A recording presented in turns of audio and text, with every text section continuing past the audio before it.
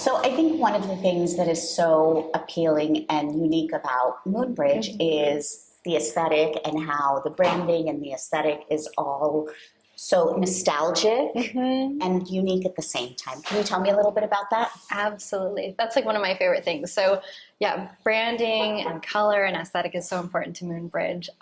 So I have an art background, so I think naturally, coming up with an overall like vision board, working with amazing interior designers, Clayco, who's Long Beach based, we were able to bring the vision to life. And so essentially, I kind of created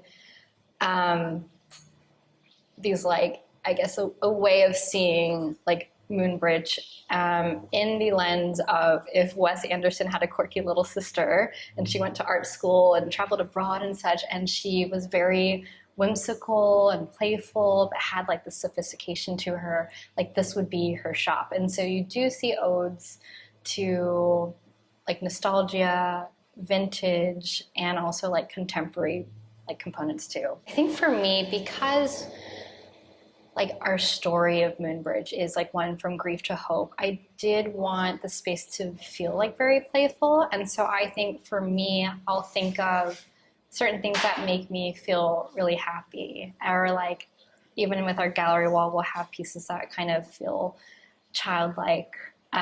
So it's nice to like come into the space and just be reminded to have a little bit of like a lighter heart and not feel so heavy. So that's what I wanted to create in the space. And I think a lot of the flavors convey that too. Yeah. That's a good point.